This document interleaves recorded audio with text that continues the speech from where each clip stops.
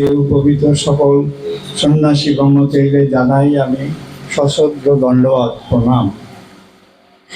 সঙ্গে যারা শ্রোতাগণকে জানাই আমি আমার আন্তরিক অভিনন্দন।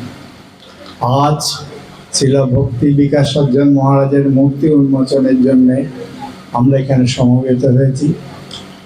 ছিল ভক্তি বিকাশ সজ্জন মহারাজ আমাদের গুরুদেবের একজন প্রিয় শিষ্য ছিলেন এবং এই নিত্যানন্দ গৌড়ীয় মঠের উনি অন্যতম সেবায়েত এবং প্রাণস্বরূপ ছিলেন। তার অপ্রকটের পরে যে শূন্যতা হয় তার সুযোগ্য শিষ্যরা সেটা পূরণ করার চেষ্টা করছে এবং তারা যথাসম্ভব চেষ্টা করছে যাতে এটা ভালোভাবে চলে। আজ থেকে অনেক বছর আগে 1918 সালে 1 নম্বর উল্টোডেঙ্গি জংশন রোডে ছোট্ট একটি মন্দির স্থাপন হয়, নাম হয় ভক্তি বিনোদ আসন ভাড়া বাড়িতে।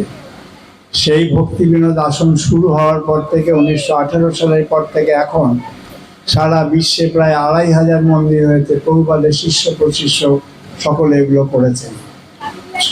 সমবেত চেষ্টাতে সারা পৃথিবীতে মহাপ্রভুর কথা এখন প্রচার হচ্ছে।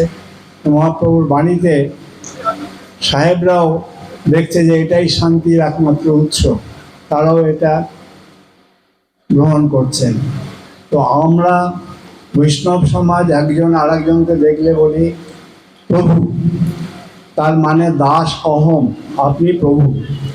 এই যতদিন আমরা এই জিনিসটার মর্ম বুঝতে পারবো যে পরস্পরের সাহায্য ছাড়া এবং সম্মান ছাড়া কোনোদিন কিছু হবে না, ততদিন এই প্রভুপাদের শিক্ষা, মহাপ্রভুর শিক্ষা সারা পৃথিবীতে আরও ব্যাপ্ত হবে।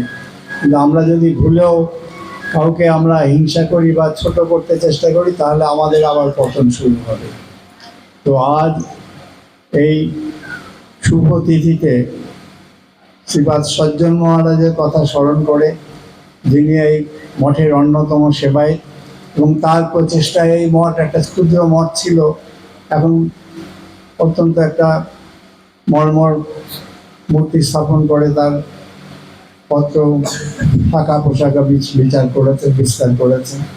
আর এই শুভ দিনে সকল বৈষ্ণব, সকল সন্ন্যাসী, সকলের আশীর্বাদ নিয়ে এই মন্দির যাতে ধীরে ধীরে আরও উন্নতি হয় এবং আপনারা সকলে যাতে বৈষ্ণব ধর্ম প্রচার করার জন্য, প্রভুপাদের বাণী প্রচার করার জন্য চেষ্টা করে যেতে পারেন, তাই আমি প্রার্থনা করব। এবং প্রভুপাদের একটা কথা আমি আমার গুরুদেবের কাছে শুনেছিলাম যে এই সব মঠ মন্দির কিসের জন্যে?